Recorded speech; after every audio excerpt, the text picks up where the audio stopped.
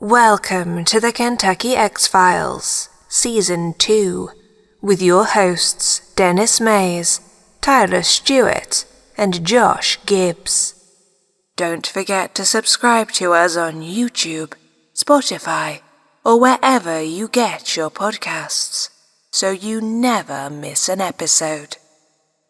Now, on to our show.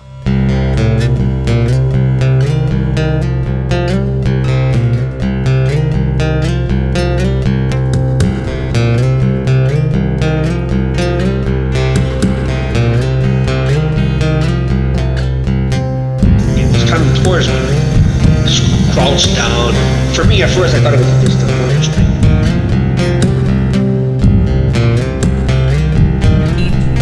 I thought it was a bear. You can tell the difference between like a small or spindly leg creature and something with a larger foot. And it was big. Whatever it was, ran straight down at us and just stopped. It was pitch black. Couldn't see it.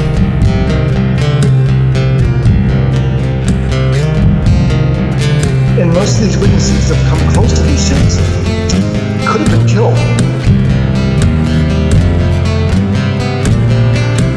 It was beating on the side of the house. I just hit the side of the house as it went by.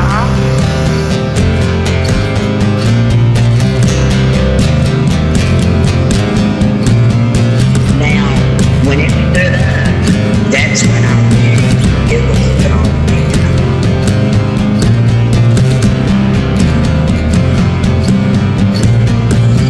I needed someone to have pure faith in a higher power at that moment, and nobody fucking did.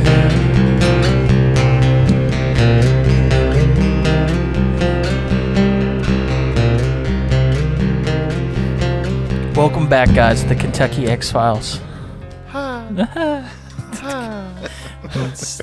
Didn't have the same feeling. No. It's never gonna. It's not as vibrant. It's never gonna leave. Yeah. You know, I think we should definitely do a shout out to the episode that didn't make it. God, both of them? Yeah, we had 2 episodes we worked on during the winter storm, which hopefully everybody made it through okay. Yeah. You know what? I don't want to like sit here and dangle candy in front of you guys, but they were great stuff. You missed a lot. Yeah. Yeah, we had some technical difficulties when Denny opened them up to. Yeah. It would. You guys. I mean, we could have let you hear them, but it would. I think that there would have been a lot of missing stuff because I was not in the episodes at all, and considering like how much I was, talking about certain conspiracies and stuff that we were working on. Yeah, it kind of, it would have been long silences, and then these guys like throwing counterpoints that would have been like, what? I still think you should just at least take one of them for a little bit and just start talking about whatever, just to see what it sounds like with us rebutting. Because you always take the helm on the microphone. Me and Tyler are the ones that sound like idiots. I can try it, but I'll probably like. I don't know if I could stick to the format of what we were talking about. I'd probably just start talking about anything. That's what I'm saying. Just anything. Anything. Yeah. It'd be weird, like talk about cereal that I like or something. Yeah, I like Captain Crunch, but if you would have like it goes to like a left turn, like if we did this and like that, and it makes no sense what you're talking about. That'd be great. What we were talking about on that, which I hope we return to that format soon and work on it, is we were talking about conspiracy theories that you have heard of, and then one big conspiracy theory that I think kind of overarches all of the others, and I hope we get back into it and at least try to redo it. It's kind of hard to sit here and say like, let's redo that episode. Because like our conversations are so natural when they happen that it's like it's not like we scripted it. I feel like if we tried to force it, it would end up being a huge waste of your guys' time out there, and you know. But season 2, episode 2. This is fun. We're back. Episode 2.5. 2.5 because there's missing pieces, which sucks. 3 hours of content was lost. That's There's some good, solid gold stuff. Rest in peace to that episode that never was going to be, I guess. I don't know. I think what we say was the universe pushing back at us. Yeah, I feel like it's like season 2 has been pretty hard trying to get everything situated, and it seemed like everyone, like especially like it started out everybody was sick.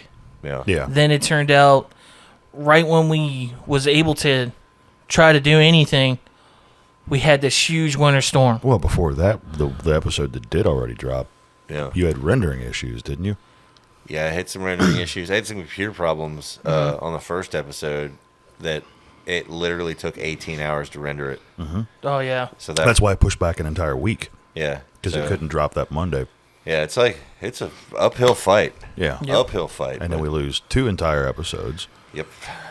Unfortunately. Because we did that one right. It was like, we're all snowed in. Screw it. Let's do this. Yeah. We recorded an episode, and then we took a moment of break for like dinner and whatever. Came and back, knocked came out back another and one. Knocked out another one. Man, we were, I talked to my son a little bit about it, and he was telling me that for some reason, Discord, there's some weird thing with OBS and Discord where it won't pick up my microphone. It's almost as if my microphone would have had to been looped back into the system, and it would have been this crazy echo, and then it would pick it up. And he said it's just, because he was like, haven't you guys had it work before? And I'm like, yeah, we did, but he was recording too. Yeah, so I could take the audio from each one and I could fix it, and I didn't think about it at all, But yeah, I don't know. It sucks. It's like, losing all that we talked about, it was going to be cool, but I think we'll get back to it. Yeah, I feel like we will. We'll dive back into those topics Yeah. later, maybe different ones, and then we maybe circle back around once we're kind of fresh with it. But yeah, I guess tonight we are going to kind of focus on. We got 2 emails. There's some emails, yeah. We got some a emails, couple, and then I know some people have been. Last season we talked to an older woman. What was her name again? Sandra. Yeah, we did have if everybody remembers that episode, I can't remember what number that was. I can't remember. Yeah, either. but it was close to the end of the season. Yeah, it was close to the end of the season, but she messaged in and told us about her encounter, and some of her things were a little off, but I think Denny actually she reached back out to us, thankfully, and she kind of cleared up a lot of what our question was. So yeah, she kind of, it's a really short email. Me and her pretty much got it established that her emails will be on, so all she says here is, guys, I finally got to listen to the episode where you read my email, and I realized my mistake and the confusion. We had a depression where we lived. It wasn't the Great Depression, but I can imagine it was similar. I completely understands if you guys were wondering about that. I don't blame yous, not a bit. If'ns you want the rest of the story, write me back and I'll work on it. It might take me some time, but I'm not that great at typing. Sandra. That's pretty much her follow-up. Okay. So I feel like, if Sandra, if you're hearing this, then please, send it back. And that was what we discovered when we paused the recording. We did some we got on the phone. So yeah, somewhat of digging. Because remember there was a major economic collapse in Missouri, I believe it was, St. Louis. St. Louis, yeah. That happened around that time, and at the same time, Kentucky industrial stuff was booming. Yeah, that's kind of where we were kind of confused because we were like timeline problems. I remember we paused the episode and actually worked on that. And I feel like it was more along the lines we were just making sure that we didn't put out something that was inaccurate. Or somebody trying to throw out random just make fun of what's going on, especially make fun of people that's called in, messaged us, and told their stories. We just wanted to make sure that this wasn't that type of person, but it seems like she's genuine, and we definitely want to hear her story because it was actually it was a doozy. I was interested right off the bat. She had a lot to offer in that story, and I'm glad that she reached back out, and then hopefully we can hear her full story later down I the road. would love to hear the rest of that. Oh yeah, I know some people has asked for it. Yeah. On the thing, saying like, "Oh, I definitely would love like." Yeah, they said the same thing. They're just like, "I hope it's not somebody trying to mess with us." Yeah. Because they actually enjoyed the story, and it was Yeah. awesome to hear what she had to say and her experience. So it's good to actually everything came to light and it was all true. So yeah, I'd definitely like to follow up and hear the rest of what she has Yep. to say. And I'm completely. I don't want to get excited because I know it takes her a while to write, and I'm cool with that. But I'm chomping at the bit. Let's just put it this way: it's coming. It's coming. Yeah, she'll write it eventually, and it will definitely be on one of these episodes. Yeah, as soon as we have it, you guys will have it. Right. I got another email here. It says here, Denny, thank you so much for telling us your story. Oh, okay. Wow, I didn't really expect to have anything about that one so quickly, but it broke my heart to hear the pain in your voice. Your demeanor has always been calm and good-natured, and I do believe you 1,000% that it happened to you. But I do disagree with you on one thing. You did come out better for it. You may not realize it, but the lesson was there. Our loved ones might stay with us as we move through this life. We just have to listen closely. Janet. Well, thank you, Janet. I really appreciate that. I will. It means a lot. I will say this: you had a huge impact on a lot of our viewers with that story. That, I know one guy said that not one person listening to this story is going to have a dry eye, and Right. I hope yeah. Yeah, it was difficult to sit and listen to it and not get emotional. Yeah. I thought that telling it, would just be kind of like putting a cork in it, like it's over, it's done, and I tried listening to the episode. I always listen to the episodes, trying to see how they sound, make sure they're whatever, and I noticed it right away that when I tried listening to it, it was like all kind of rushing back to me, and I was like, all right, I don't think I can, I don't think I can go through this one again, so I just kind of bowed out of that one and accepted that the episode sounded okay and went from there. Let's see here. We got some of the people who did comment on that. You brought that up, and I just... Oh, yeah, okay. Yeah, commenting on comments. I love this one. I don't know if you guys saw this, but it was a comment that happened about 2 weeks ago on one of our bonus episodes. Mm-hmm. The bonus episode entitled "It Told Me Don't Shoot Me." Remember that one? Yeah. I think it was Thanksgiving, wasn't it? Yeah. Yeah, it was the bonus episode for Balls May Bite. Comments. Yeah. Did you guys read this one? No, I just love the name. I want a t-shirt that says, "There's a phenomenon," with a stylized picture of Gibbs's beard. Make it happen, guys. Lots of people would buy them. That's amazing. I responded that I want one too. Yeah, that's good stuff. I didn't see that one. Yeah, I didn't know if that one slipped past you guys or not, but I saw it and I'm like, I didn't see it. Yes, totally. I normally try to look up on the comments because I love reading what people have to say. I'm good about reading it for like the first 2 days, and then I don't ever go back. And yeah, because you don't think anybody's gonna drop another right, but because they taper off after about 6 hours, and yeah. I love this one. I don't know why this one made me smile so much, but it said it was season 2, episode 1. Travis Drub. Yes, the boys are back. Yeah. I don't know why, but that made me smile so much when I read it. Right. Greg B commented, "Are we supposed to be able to see you guys? Because I can't." Here's the thing, Greg. We're in a bit of a spiritual battle in regards to that very thing. Yeah, we've had several conversations about it. I can totally turn the camera on and record it. Yeah. However, with time constraints and whatnot, and then I also know that a lot of you guys are turning the video on and dropping the phone, on your desk or dropping it in your pocket and working.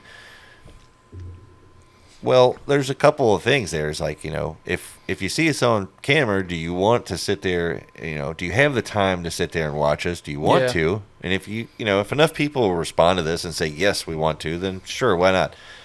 But at the same time, I was kind of looking at it more from your guys' point of view of like, if you're at work or you're doing something and you want to listen, audio is a little bit easier on you. It's easier on your battery too of your phone. So especially on YouTube, dude. Our faces burn up a lot of battery. Oh yeah, I'm sure. I feel like it's because I'm fat. I take up a lot of the pixels. I think it's like I think it's literally just there's so much beards going on here. You know what I mean? Plus I'm stretching fucking YouTube. Are you calling it widescreen? Is that what you... Yeah, like stretching it, like it's trying to get me all in the picture. Oh man, but yeah, I thought that was pretty cool, man. That these guys were right on it. You know, when Stephen Dom says that it's great to have you guys back. I thought that was pretty awesome. Thank you, Stephen. And then there's the comment you brought up. Scott comments, I'm sure not one person listening to this has a dry eye. You know, it wasn't really my intention to be a downer, but I did tease you guys all. You know, I can't say I teased it as much as I put it off. Yeah. Right. Well, I know you wasn't intending it for it to be a downer, but I don't think it was a downer. It was more... It was heavy. Yeah, it was heavy because it was an experience that really changed you, especially like... No. And I feel like a lot of people that listen to this podcast, they've probably had those same moments. And hearing somebody having that...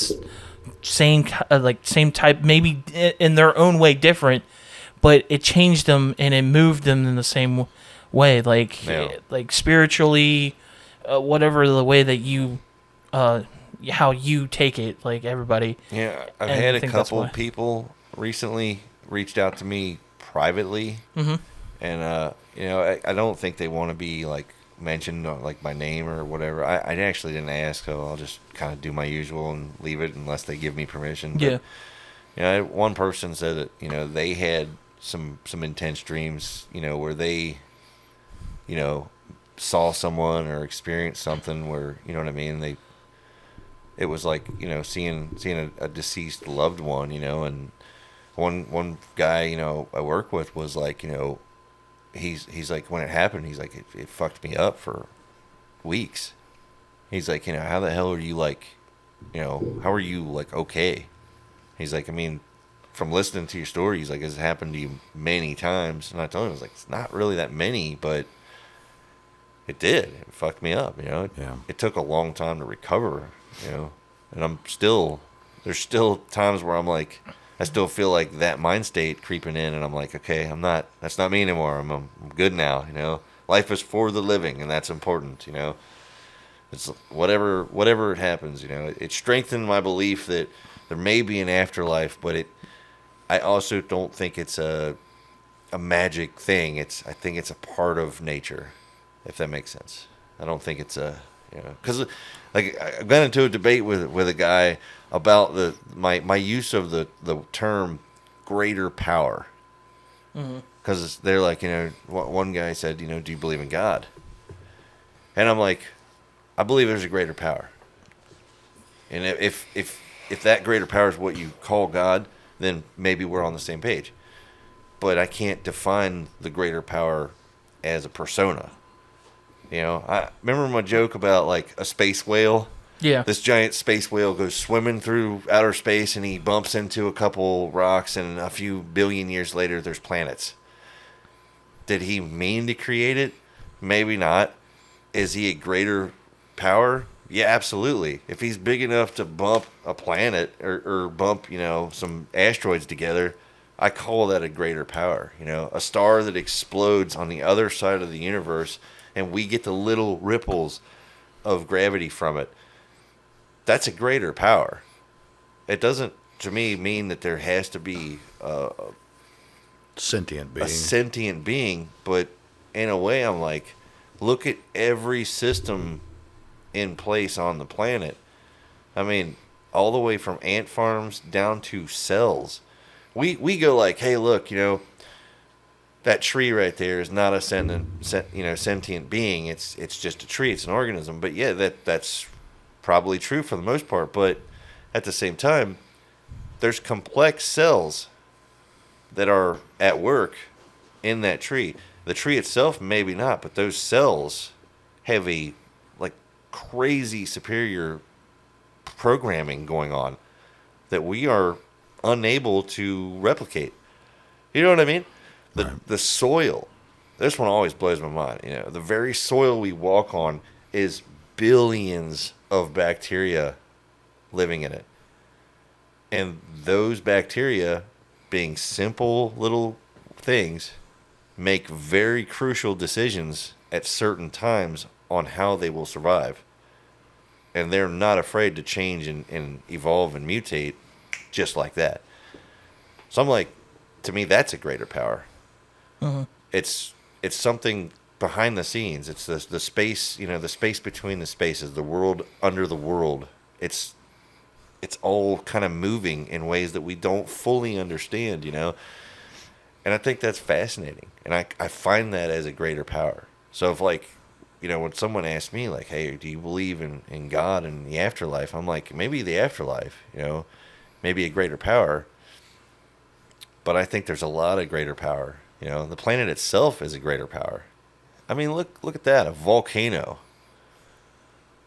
can literally erupt in Yellowstone tomorrow, and we're fucked. Yeah. That's a greater power. We have no technology to save us from that.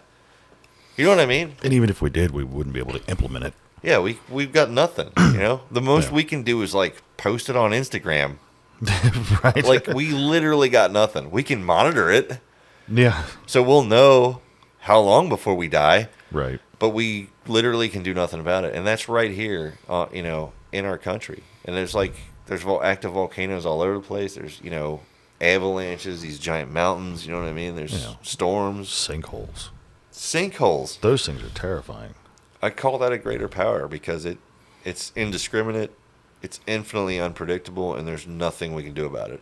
You know, a tornado that just comes down out of the sky, wipes out a town, blasts through a house, leaves this one completely untouched, while it's shooting, you know, trees through a car's windshield over here.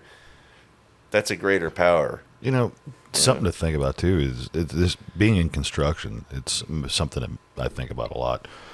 Is that we have to struggle, and I mean struggle. It's a battle to exist the way we do.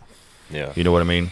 Like, pulling buildings out of the ground is not an easy thing to do. Right. All of the engineering, all of the stuff that has to go in place, all of the factors you have to think about, the movements, and to keep these things standing. Yeah. In the same time that's going on, trees are just popping up. Mountains are popping up. Yeah. Plants can weasel their way through a concrete sidewalk. Yeah. You know what I mean? Isn't it weird too? There's no team of engineers. It just happens. Yeah, it's like, that's what I'm saying. Is these little complex systems that are infinitely older than us, and we sometimes look at them as less advanced or inferior. Right. But at the same time, it's like, man, you know, if we're wiped out tomorrow, they will literally come up and erase us as if we weren't even here. Mother Earth has an amazing amount of power, and that's what I was getting at with it. Is that, you know, the Earth just is trying to be it. Yeah. And we keep getting in the way. So every once in a while, it's got to wipe something out.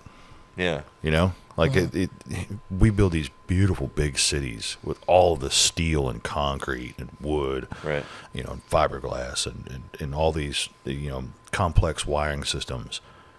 And one wave crashes over a flood wall, and all of it is null and void at that point. It is all now debris being picked up and thrown away. You know, we throw away halves or whole cities from a flood, or a tornado, or a hurricane, or a sinkhole. I think what was it that cracked me up is I was on the same wave as you are on this one. Is about a year ago I was down at the courthouse, and it's one of the most impressive old buildings around. You know, it's just like beautiful old architecture. You know, and like nothing was going on there because one of the drains had like backed up and sewage flooded the whole bottom floor.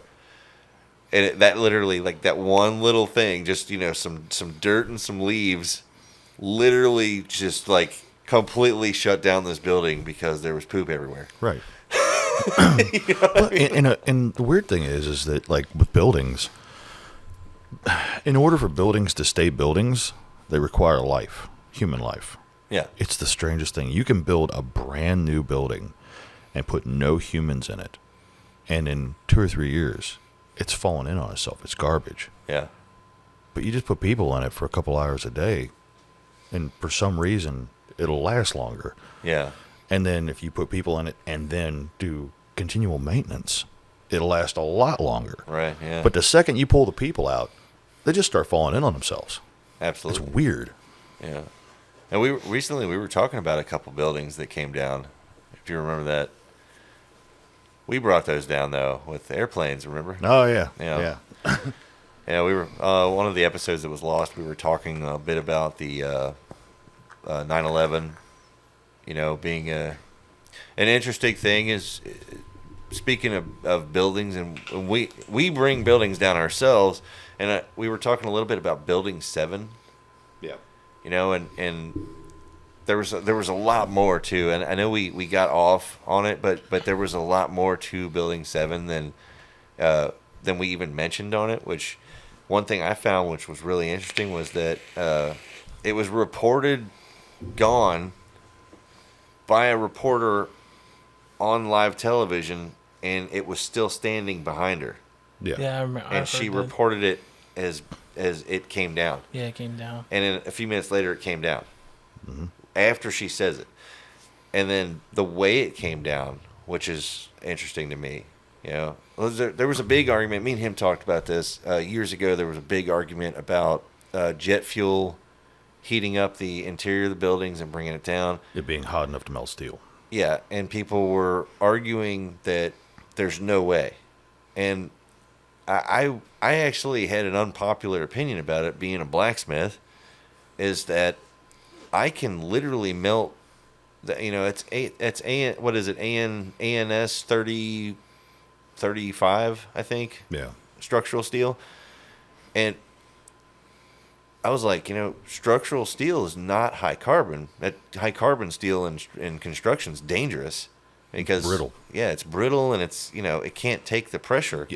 Most people do not realize how much buildings move. Yeah.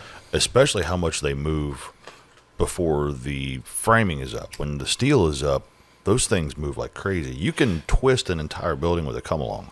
Yeah. I'm not even joking. If you've got one point you can hook at the top right corner of a building, you could put a come-along like you would use to pull an engine out of a car at the other end and rotate an entire building a foot or more. Wow. Yeah. It's not that hard to twist those buildings until the concrete's poured and the framing starts going on. And even then, it's like those IKEA like bookshelves when you put that cardboard. Put the cardboard on the back. Yeah. The cardboard on the back. The cardboard on the back. And then it's sturdy as a motherfucker. Dude, you can put that's a really good example. Well, and now take that cardboard and put all your nails in slip joints, because that's something else a lot of people don't realize is these buildings move a lot more than you would imagine. When we build walls to a roof line, say like your strip mall, your typical next to Kroger or whatever your supermarket is, strip malls. Those roofs that separate the walls that separate each space goes all the way to the roof of the building on the underside.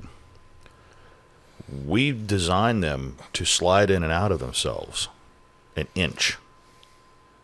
Okay. That's a lot of movement. So it has like the ability to give. It's called deflection. Okay. That's actually what it's called.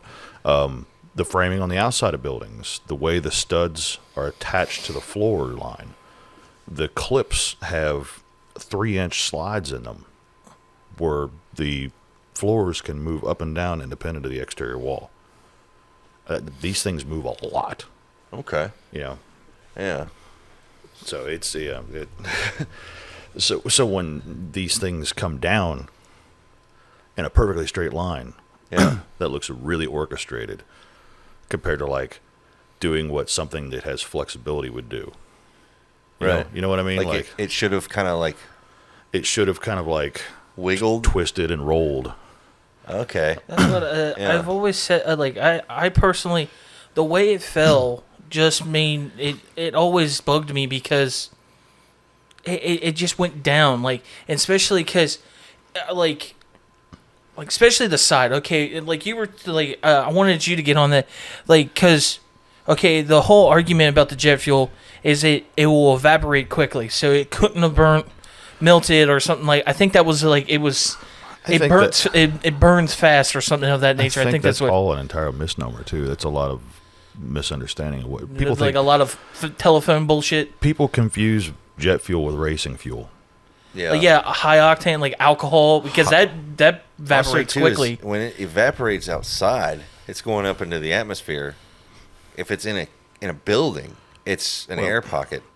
But yeah, like you were saying, like all the wood and stuff was catched on fire too, and like all that air coming in, like you could see it like if it's concentrated on a certain structure, I don't think it could have melted it, but it probably made it brittle, like malleable enough for all the weight above it to start to topple it down. Right. I just don't think it melted its way through. So that kind of leans into the whole thing I was saying a second ago about pancaking floors. Yeah. In order for a building to pancake, your vertical structures have got to be basically blown out and removed so that the floors just pop straight down. You know what I mean? JP8 jet fuel is more like diesel fuel than it is gasoline. So it wouldn't have burned. It's a fuel oil. Yeah, so like if it was diesel fuel, because that only... well, it's not diesel, but it's closer to diesel than gasoline. Okay. It's more like for lack of a better way to explain it, more like a high-octane kerosene. Does that make sense? Yeah. So JP8 is not rocket fuel. It's not racing fuel. It's not a super high-octane... They'll still catch fire, but it's not like... It works differently. It requires heat to ignite instead of compression like diesels. Yeah. And the atomization process is a little different, you know. But the furniture inside the building might have caught, and the papers that were inside the building might have caught. Any wood that was used to build the building would have been fire rated. Oh, okay. And it's soaked in like a fiberglass product. It turns it kind of pink, and it's really hard to light unless you split it and get to the core. But the outside of it is sort of encased in this like pink insulation type stuff, but it's not insulation. It's hard to explain. It looks like a glazed donut, like a pink board. Okay. You know, so that stuff wouldn't have burnt. Not only that, there's very few combustibles in construction. Like, we build commercial buildings a lot different than houses. Yeah. You know, all the studding is metal, not wood. You know, any plywood or boards that are in it are fire rated or pressure treated, which won't burn either. Yeah, so like the actually like instead of like your normal wall that you see in a house, like your actual framed up wall, it'd be like 2x4s. Those are metal. I thought they were aluminum. No, they're metal. They're actual metal. It's like galvanized steel. Galvanized steel. Okay. Yeah. Because I always thought it was aluminum because how thin it was, but no, and it's because it's there's different gauges we use. Mm-hmm. So, and there's codes on what gauge you use for what you're doing. Gotcha. Certain elevations of height require a different width of stud or a gauge of stud, or the spacing of the studs can change your gauges. Most Class A office space interior walls are a 20 gauge, 3 5/8 wide, 1.25 flange metal stud. And it's basically just a piece of sheet metal folded into like a C shape. Yeah. Flat on the back though, so it's not curved. Yeah. That C shape is what gives it strength. If you cut the C shape off, it's just a floppy piece of metal. Yeah. And what really gives the stuff strength is your sheathing, your drywall. Those walls, you can shake them, rattle them. They move all over the place. Slap the drywall up and everything gets stiff. You know? Exterior studs are a lot heavier gauge.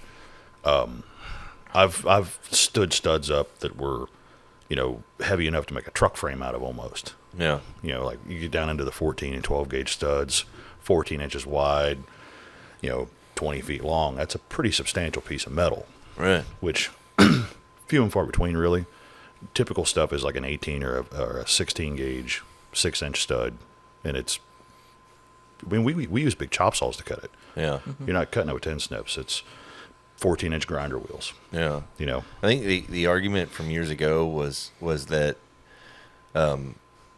someone, I can't even remember the person's name now, but I remember very vividly that they were having a debate about the amount of heat it would take to bring the building down. And they weren't talking about 7, they were talking about the actual towers. Yeah. And I remember telling them, I'm like, well, I mean, for me, it's, it's not being in construction whatsoever. Josh knows his shit. Mm-hmm. But for me, it's going back to just simple metallurgy. Like it's steel. It's not a high carbon steel. That would be dangerous. Super dangerous. So a mild steel works great as a structural steel, and also a mild steel is not as resistant to heat as a high carbon is. High carbons will, at a certain point in critical heat, being applied, a high carbon will actually start burning the carbon, which becomes even more of a fire hazard. Yeah, it looks like a sparkler.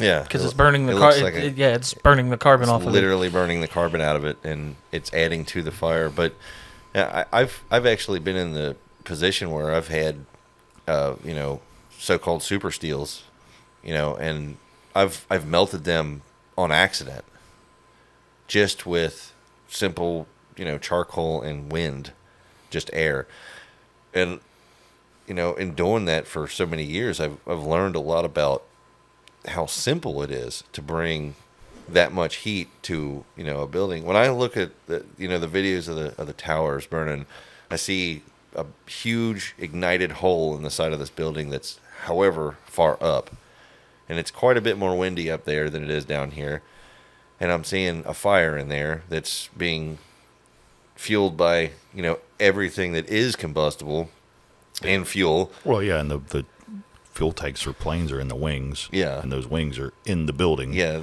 the fuel's in there. Everything's going, and now you have this big hole that's just letting wind in. And I'm like, with that big of an area, open like that, with all that fire, a gust of wind is going to produce millions of BTUs in just a matter of seconds. That's how an oxyacetylene torch works. Absolutely. Acetylene is not a great fuel. No. It does not burn that good. It's yellow, it's dark, and it smokes. When you add air, though, you put oxygen to it. Yep. And you can melt steel. Absolutely.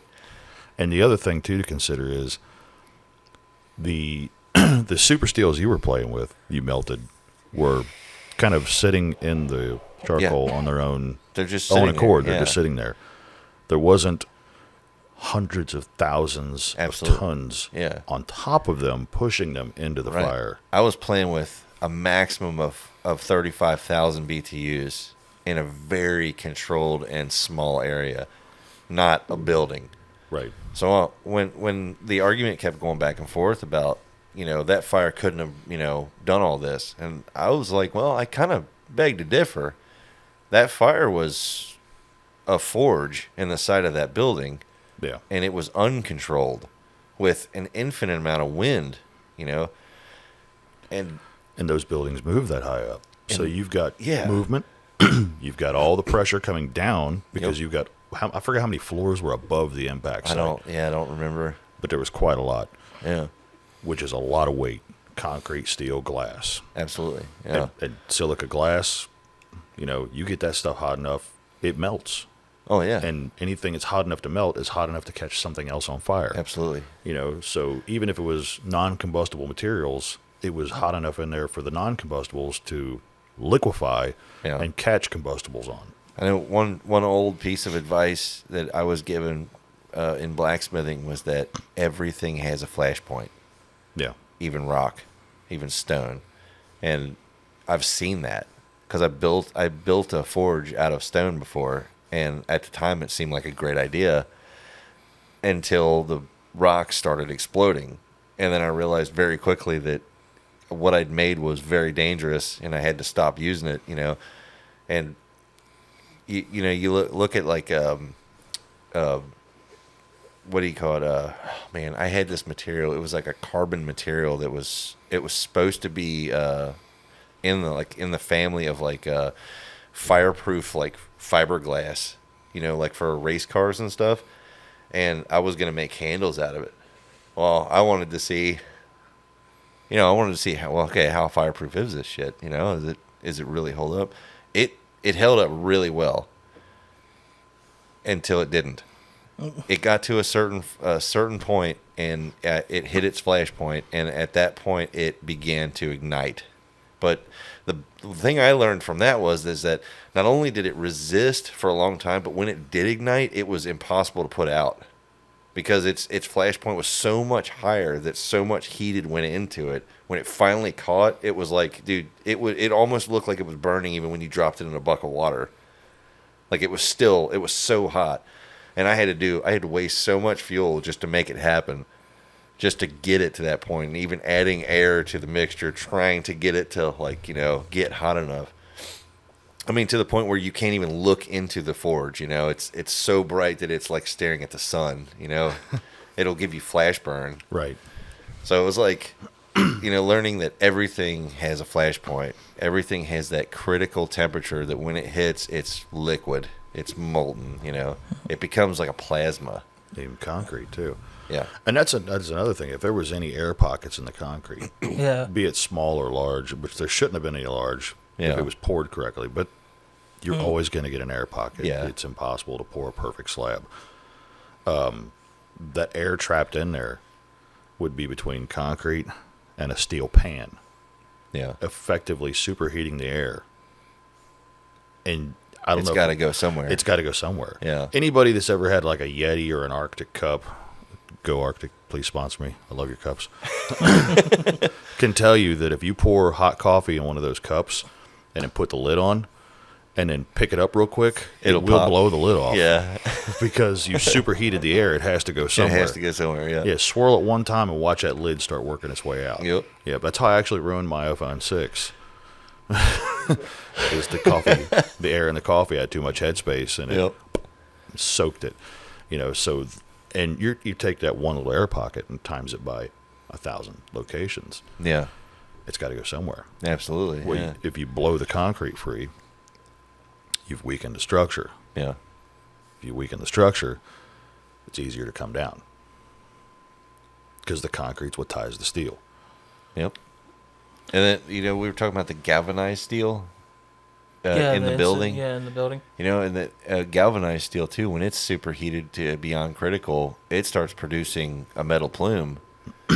And I've also found out, obviously metal plume is dangerous. And, it's got its own sickness named after it, metal plume fever. Right. But, which has unfortunately taken the lives of several very great blacksmiths. But the fumes from metal plume, if they're superheated, can also become flammable, adding essentially more fuel to the mix. Smoke is flammable. Absolutely. Even water. Have you ever seen somebody put out a candle and then they light the smoke and it goes all the way down the smoke and lights the wick back? Even the water in the pipes in the building at some point would have atomized back into oxygen and hydrogen, creating even more fuel for the mixture. And I do believe that the buildings could have gotten hot enough to do that. Yeah. Just with that little mixture, Well, but do you think it would? would Not even forget about like possible natural gas lines or propane lines or anything that I don't know what New York runs on. There could have been natural gas mains. I know they 4 or 5 inches in diameter running up through that building. I do know that they cut that stuff off. Eventually, when it was happening, they cut it off, but that doesn't help what's trapped in the building. Yeah, you think about how many pounds of natural gas could be stored in.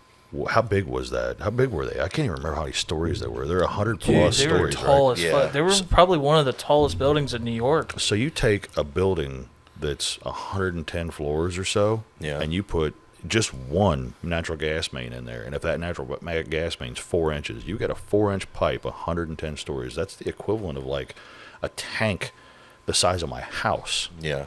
Even if they shut the valve off coming in when the fire alarms dropped on an automated system, you've still got enough to make a huge explosion, or at least feed a fire for quite some time. Yeah. Trapped in the pipes. Not to mention anything that may be liquefied in the column. Yeah. Yeah. So it's like, to me, the two towers coming down, I feel like there's a lot of factors in there that could make it happen. All these arguments though don't work in regards to Building 7. I've got a short video on my phone of a 6-inch steel column that's only 4.25 stories tall, 4.5 stories tall. Yeah. That a guy in a boom lift, which if you've ever been in a boom lift, you know you have no leverage because when you move anything, the basket will move with you. Right. With one hand, could shake it enough that it's visibly moving 4 or 5 inches in every direction. Yeah. And if we could figure out a way to edit it to where it's not obvious what job site it is, or there's no company names in the background, and kind of blur the faces of people, and maybe mute the sound. Yeah, we can do that. We can put it on so they can see it, because it's incredible how much these things will move. No kidding. Yeah. Yeah, it's crazy. It's interesting because when Building 7 did come down, it doesn't come down in the same way of the towers. It comes down in a very controlled. That's why it pancaked. You know. But I thought that's how I saw the two towers go down. They didn't. The towers collapsed in a sequence. It was. They seemed like they went down. The top went straight down. Like they didn't look. They don't look. The top part, it comes down. It crashes in, and then it starts to come. It's like it was like a chain reaction of events coming down. The T-beams, you could see them falling off, and it looked more like a catastrophe.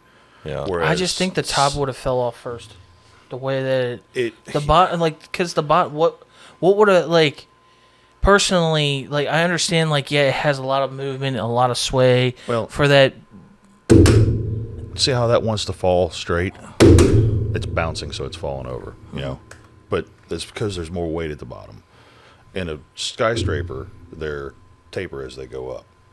Typically, the floors get a little narrower or whatever. Like the towers, I believe, because you had the spires on top, and it slightly narrower at the top than it was at the bottom, if I'm remembering right.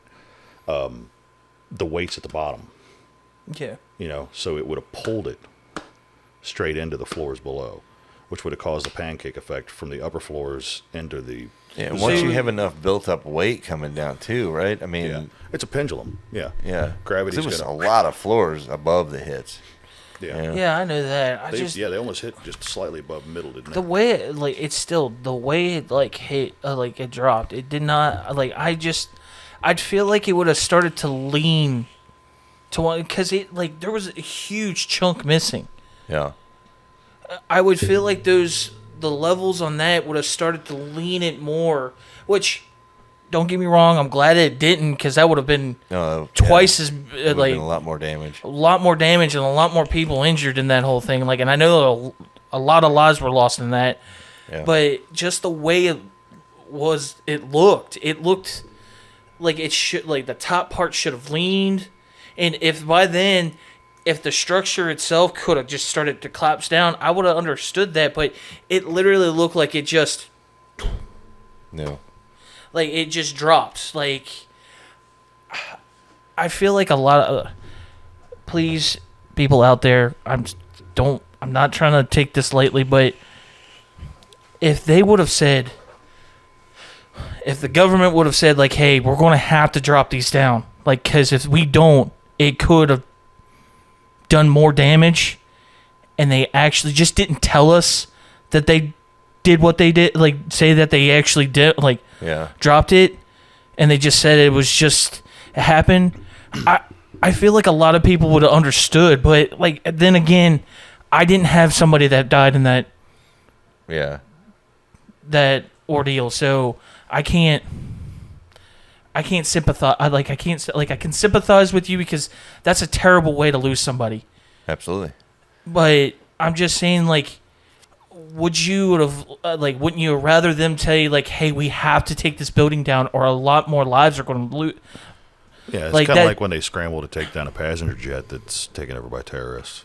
You know, they have no qualms with saying we're going to shoot this plane down, and all these civilians are going to go. You know, right? It's to kill few to save many type of situation. See, again, though, that's all of this still.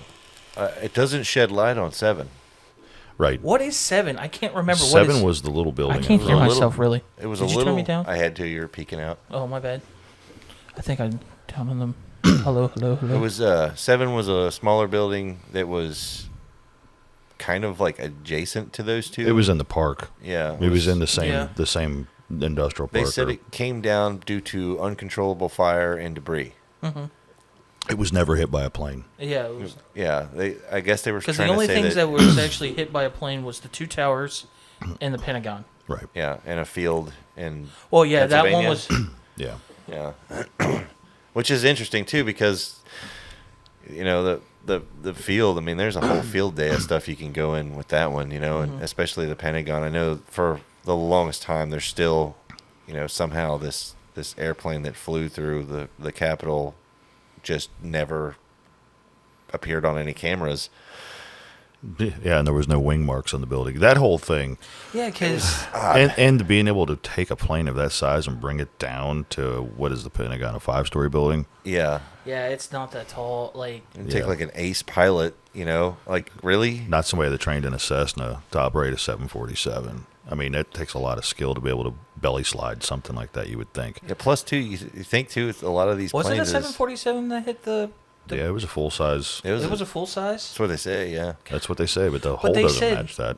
Yeah, and they said that like there was no parts of the plane left. Like there was no debris in the yard in front of it or anything. You would think that big of a plane would at least show some type of tear a motor off the wing, anything. I tell you, an interesting thing you can do is go online and bring up Google Maps and try to find basically any kind of measurements of the towers.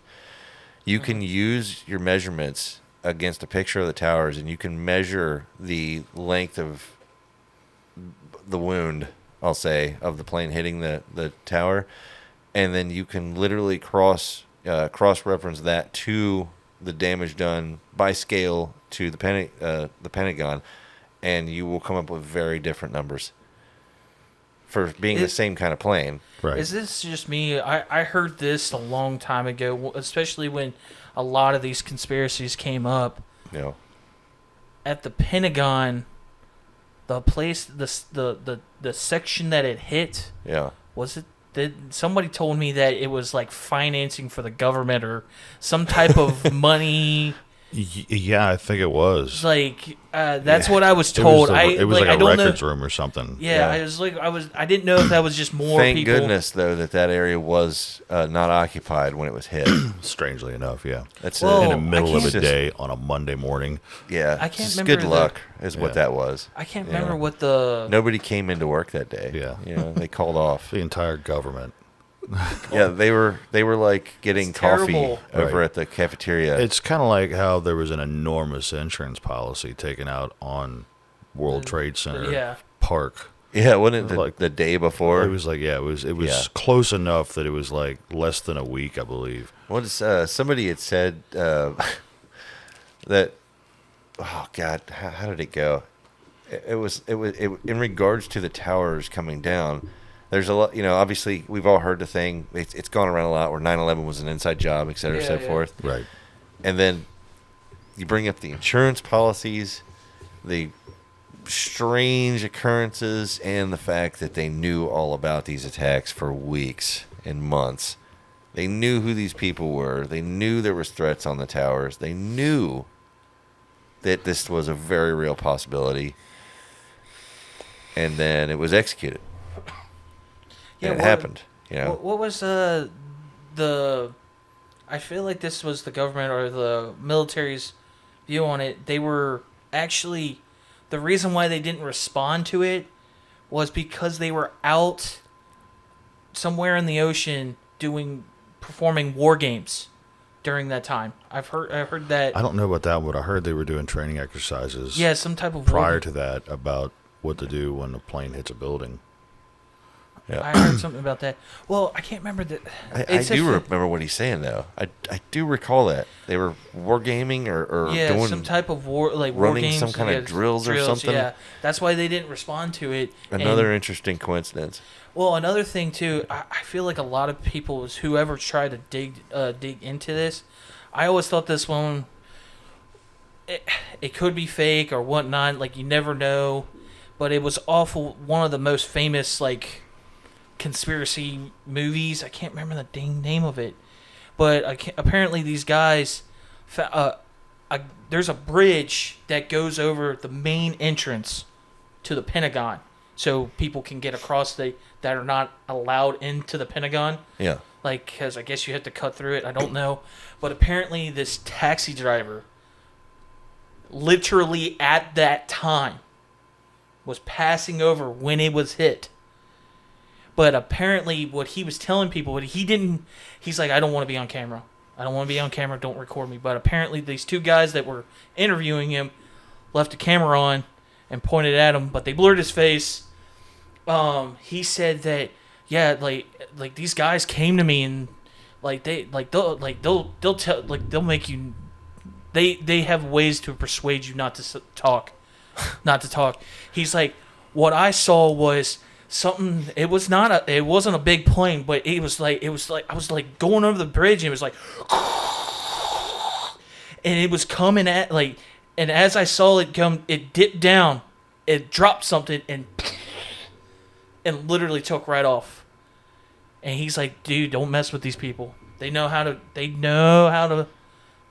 keep you quiet. They know how to keep you quiet. Yeah, it's interesting. I mean, I don't know how much truth is behind that, but that was it in this video. It's interesting, it's like with the towers and plane debris, right, from like parts of the actual wreckage. Mm-hmm. I can understand not finding, I know they did find some parts of the planes, scattered around, and obviously we saw it happen, so we know that there were planes hitting it. But, all the other ones, up in the field in Pennsylvania, there's no plane. There's no plane parts. There's no nothing. It's just a big hole in the ground. The Pentagon, no plane parts. It's just a big hole. It's interesting. It's because there's the inconsistencies, and whatnot in regards to it. I don't know. It's a lot of people say it's an inside job. I'm inclined to think that if it isn't, there was people who knew, and let it happen. Oh yeah, like something they. If you came to me and you said, "Hey, we have irrefutable evidence that this was an inside job," I wouldn't be shocked. But at the same time, if it wasn't an inside job, then it was the mother of all coincidences happening on the same day during the same time. There was another thing I heard a long time ago. Apparently, the second plane that hit the towers, I remember this. They said that it actually landed at some airport, disembarked everybody on there, and then actually took back off. Like, somebody had pictures of this at the time, before it happened. Everybody got off, and it took off with no one on it. Huh. That'd be an interesting one. I remember seeing something one time where they were talking about how the planes that hit, they were like taking the videos of the planes hitting the towers, don't tell me. and they were trying to decipher if they were even actual passenger planes. Mm-hmm. Yeah. That it didn't match up to the flights that supposedly hit the tower, like the tail numbers were missing, and I remember they were trying to say that it was fake. Like it wasn't actually happening. They literally were saying like they were doing frame by frame, and somebody's like, and it hits, like on the video, it looks like it touches and disappears, and then an explosion. Yeah. Right, but I mean, a plane can be in the building in a frame. I mean, that would be no problem. Yeah, I believe planes hit. But by that, like at that time, I don't think we had like a lot of video advancements. I mean, let's think about the CGI in 2001. Yeah. Do we remember the music video for the song Blue? Yep. Okay, that was around the same time. Let's just keep that in mind. Also, too, is there's a drastic difference in frame rate from then to now, where now we're watching things in fucking 8K. We got video games that are like 130 fucking frames a second going on. It's more frames than your eyes can actually process at a time. Yeah. I mean, we're talking like back then it was like, what's the lowest setting on YouTube? Like it was 360. 360, right? Or 720 was what I think we were watching back then. Tops. Yeah, like absolute or max. 640 or whatever it is. Yeah, it was like terrible, So I'm like, frames, like a plane disappearing and then, an explosion. I'm like, I could chalk that one up to just frame rate. Yeah. Like, there's a lot of information that happened that the frames didn't catch. I was going to say, watch a video of a helicopter taking off from a video camera that is recording at the same frame rate as the rotor speeds. It looks like it's not even moving. It looks like the rotor's sitting perfectly still. Yeah. And the helicopter just lifts off the ground, Yeah. Or how in all TV shows back in the day when cars were going down the road, look like the wheels were spinning backwards. Yeah. It's interesting though, all of this stuff, especially when in regards to the towers, and it's still, I really do feel like it's still everybody's, we've moved on. We haven't forgotten, but we've moved on. Yeah. But there's always that in the back of our mind, or you just can't really forget about it. Can I, now that we're into this, can we segue into the conspiracy theory that Sam, that little nugget she dropped on us? I will say this before we go into the that one, but like you were saying, yeah, I feel like a lot of us kind of moved on, but dude, it sucks. Like it reminded me when you said something about what was the whole the zinc. The plume. Yeah, metal plume. Metal plume flavor. Apparently, there's like firefighters that have this organization that's in New York that have been fighting the government to help aid these people that were in 9/11 that have, like, I don't know if they have, like, I can't remember, but they have some type of, like, cancer and stuff that's came from that. And I was just thinking that, like, they were in there, they were probably breathing that stuff. And it's terrible to see that we can literally dump so much money into certain things, stupid bills and that, and we can't even help people that literally... the equipment that firefighters use, I mean, all the way down to the really advanced rebreathers. Mm-hmm. One thing, when you put these masks on, especially in a world where now masks are basically a part of everyday life, is... masks, any kind of filter mask has a longevity. Yeah. Corrosives, gases, they eat away at it over time, and that building would have been just full of it. It would have been a hot furnace of just gases doing 10 years worth of damage to a filter in a matter of minutes. Right.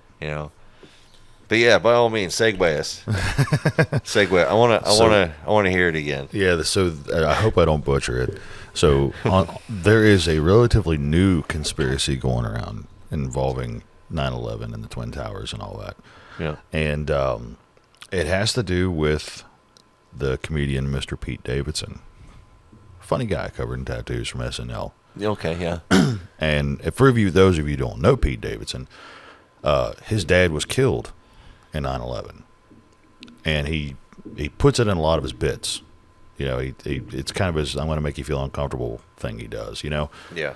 So the current conspiracy theory is that he is working his way up through all of these famous, high-profile women that are tied to the Illuminati by sleeping his way all the way up to avenge his father's death, because he wants to get to the people who were responsible for 9/11. Mind blowing, right? I'm sorry, some of these conspiracies get a little out of hand. I love it. I love every second of it. Basically, this dude is the comedian, like John Wick, I guess. He's gonna work his way up and take him out. Yeah, yeah. Another unpopular stance that I have is that I don't stand behind the Illuminati being an evil organization at all. Like I've never stood with that. If anything, I mean, in regards to the Illuminati, and I've heard that one flung around about 9/11 a lot. Oh, the Illuminati. The Illuminati did this, and then it turned from Illuminati to Anunnaki, and they're the same. They're lizard people. We were talking about that. We'll get into that probably later. That if you go into the Illuminati's origins, and really dig into the beginning, they were basically some people who'd probably be listening to this show Right. You know, like I can't take an official whatever, you know, and say like, hey, you know, I know for a fact that it's not this, but you know, at the end of the day, you know, when you make your personal decisions about something, you kind of just go with your own gut, no matter what. Mm-hmm. My gut has always said that why would a secret organization of scientists and doctors in a time when those things were basically witchcraft, why would they suddenly change and want to, I don't know what, you know, what's the end game, you know, what would they gain from it? Even the name Illuminati means the illuminated ones, the enlightened ones. You know, the Enlightenment wasn't evil, it was learning. Learning to question the things you're being told, learning to think for yourself, learning about sciences, asking questions about the world around you, wanting to understand why this plant grows through the cracks in the concrete, why the hell the ants do what they do and how they work together, you know, why do they organize, you know, Just why do always question. Always questioning the world around us. How in the hell can you convince me that same organization decided to become lizard people and rule the world? What are they ruling it for you? You know, there's a thing that was tied to it that always got me was the New World Order. Yeah. And people for years were like, "There's the Illuminati. They're out there. They're trying to change the world. They're trying to put in a new world order, and we got to fight it." And I always said, "What's so good about this one?" Right. That's a good point. Why would you defend this one? If they are trying to make a new world order, how could it be any worse? Look at this. Look around us.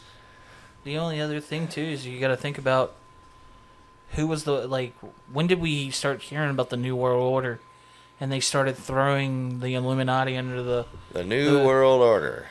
Yeah, like they started throwing it under the bus. I did not know that. So you never know. Like they're probably just trying. Like old Poppy. What was it? How do they old say? Poppy started saying it a long time ago. You got they're just trying to ruin their credibility. Right. I love your G-Dub impression. So yeah, that's old Poppy. He got on the television and he starts saying that New World Order. You're gonna personify. I thought that was around Reagan. I thought was it Reagan? I thought it was Reagan when they started saying. It probably was Reagan. I just like making fun of GW. Right. Well, yeah, especially that one bit where he's like, "We are gonna get those terrorists, and we're gonna take them terrorizers. We're gonna take those terrorizers. Watch this drive." Yeah. He's literally on a fucking a how do you green. take it serious, you know? How do you take a person that serious? Hey, think about that for a second. That was the other part of what I was going to say was that look at these assholes that we're being told to watch, right? Just these fucking puppets, right? We're being told to watch them and to listen to them, and they have all this great information. I'm not on either side, folks. I'm you know, it's all of them for me. I think the whole thing's reality television. Yeah. What would be more threatening to them than a spiritual, scientific, worldly organization of anonymous people banding together to ask questions about the world around them? What would be more threatening than that? You can't have an enemy like that because that enemy knows how big it is. And that enemy doesn't even have to go to war against you. I feel like it would be more mind games because you don't know, like you could. Oh, it's terrifying. Because you don't know who's with them. It's exactly like because you terrifying. could literally like be in a room and you're like, and that guy that's eating the donut, you're like, is he one of them? Is he one of them? You would never know, you know. There's Jewel over there drinking water. There's no entry. There's no membership. There's no like, hey, mail $5 to this address and we'll give you an Illuminati decoder ring. There's nothing of the sort. It goes in your nest quick. As far as I've learned, and I did spend quite a good amount of time researching the Illuminati. As far as I'm concerned, all you have to do is ask a question, and you're one of them. Yeah, as soon as you try to find your own enlightenment, you become one, and you just add to their numbers. If you're sitting here listening to this because you want to find your own truth, well, guess what? You're probably one of them too, and your neighbor might be. Your babysitter could be. You never know. It's one of those things where there's no real entrance. It's not asking anything of you. It's basically asking you, hey, dude, take a look around you, and do you see something off? Do you feel like something's not entirely true? Well, if you don't question that and you just go about your day, you're probably not one of them. But the ones in control, they don't like that. Goes back to ancient Rome, a Roman slave owner. He had a big workforce. I say that very, very, air quote, whatever. And his main guy who's with him, assisting him, I'll just call him his assistant, says to him, "We have so many slaves, we should put green shirts on them so we know, who's who." And the slave owner says, "No, you can never do that." And he said, "Well, why?" And he's like, "Because then they'll know how many they are and how few we are." That's the whole key, I think. To me, the Illuminati is not a secret club. It's a state of mind. It's a state of mind that's not popular because it makes people ask too many questions, and those questions are dangerous. And then, like we were just saying, people's been throwing their name through the mud. You don't know. Well, that's the winners write the history books. Exactly. Yeah. The losers, never heard of them again. The losers are always the bad guys. Did you ever read the Aztecs, the Aztec Indians, their accounts they left behind of how much they lost in the war against the Spanish? No, you didn't. Yeah. we never really, we never really got that part of the story. Right. Just a genocide. But hey, who's counting, right? I mean, this stuff happens. It's all in the greater good, right? I'm just saying, it's like there's a lot of key players that benefit from the stuff that we don't benefit from. And what was George Carlin say? It's a big old club, and you ain't in it. Yeah, you ain't in it. Right? And to me, I think that it's the most dangerous enemy because it puts everybody in a green shirt. It shows us how many we are. Oh yeah, I've always put it this way. Like, it just seems like, I think we talked about it a while ago.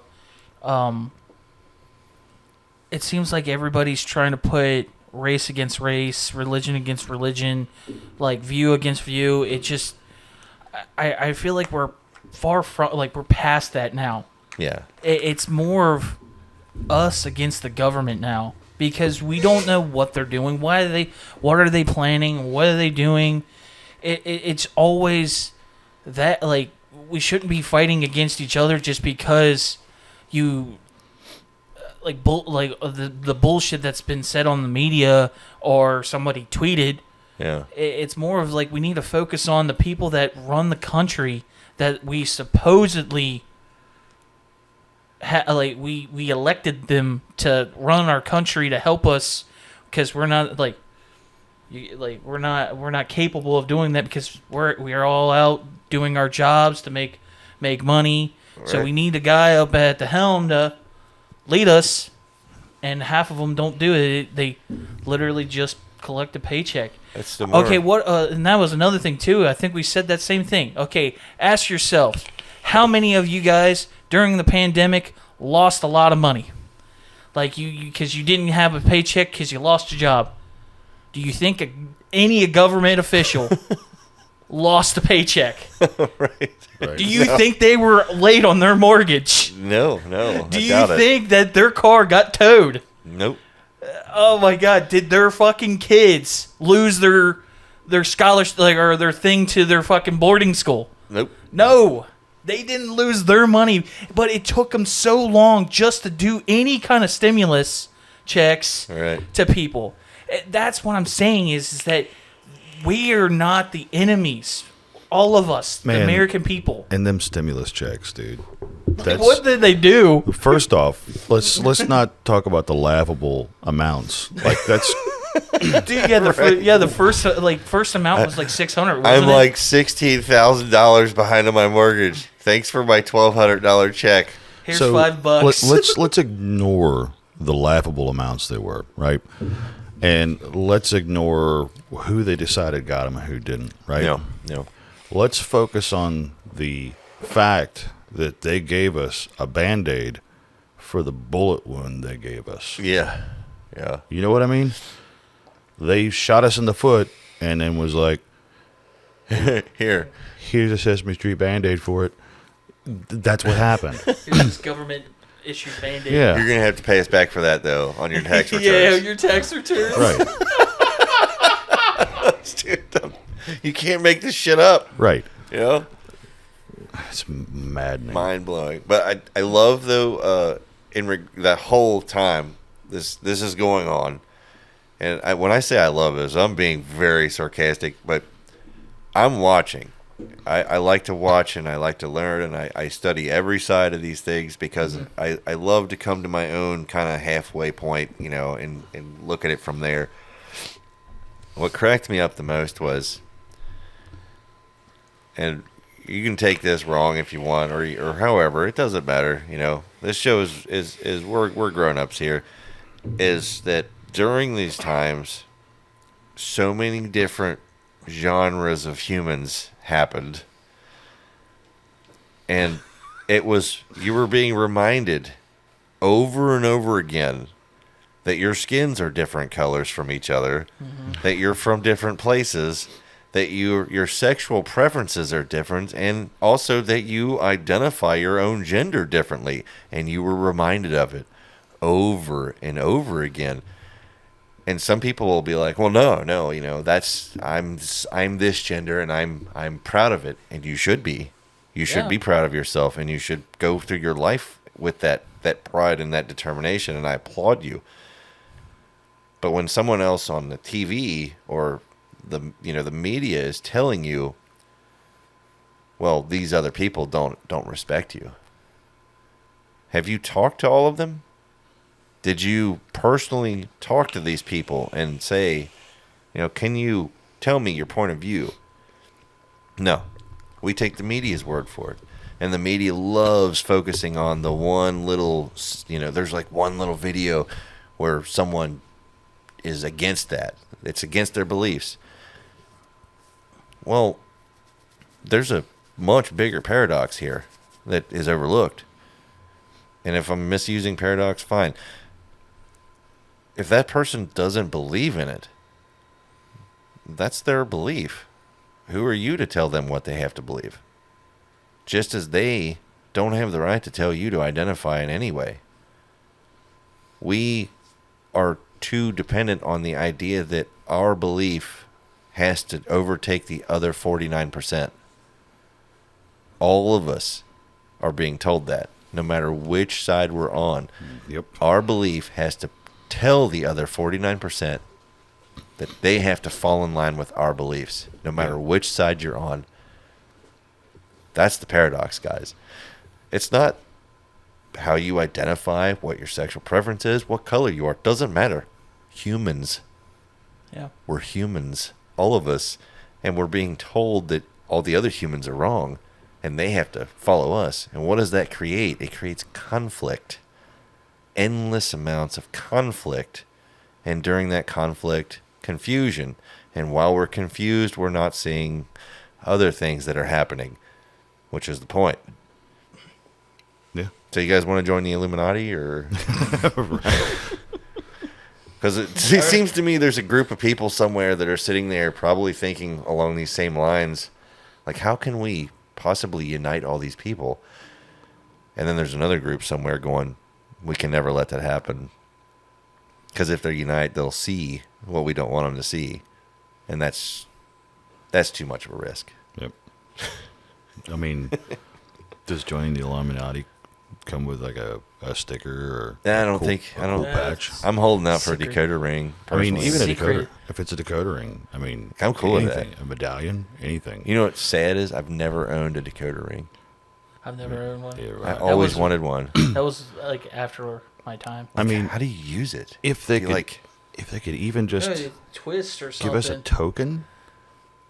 You mean like Chuck E. Cheese's tokens? Even a Chuck E. Cheese type token that just says Illuminati on it. You know what that would like do? high grade lead? That would give me more than the government has ever given me in 40 years on this earth. Right. So at that point, yay Illuminati.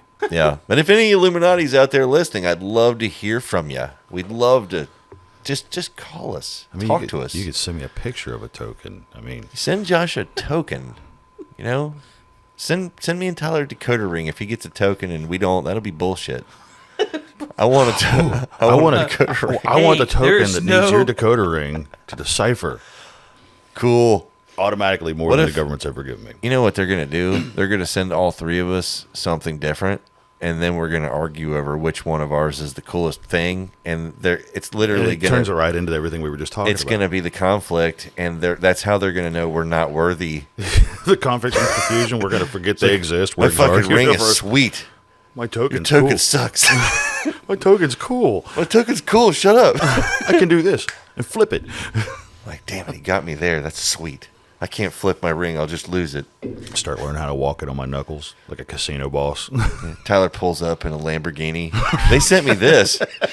I'd be like, okay, my ring does kind of suck, to be honest.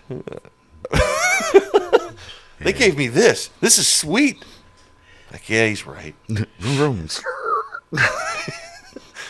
Yeah. Yeah, let's end it. Let's get out of here. We've wasted enough of these people's time. There's a glorious amount of waste. Yeah. Glorious waste. Thanks for tuning in, you guys. Yeah. You know? You little rascals. You rascals. I'm glad we got another episode out to you for season 2. You know, I'm hoping we get into some monster stuff here soon. I'm starting to get antsy. Monster stuff. I want to get back to some monster stuff. I had a plug-in for this episode, you know, for talking about all this stuff that had to do with the cryptid. And I was like, you know, I'm gonna leave it alone. Too many layers to this cake. Okay. Say goodbye.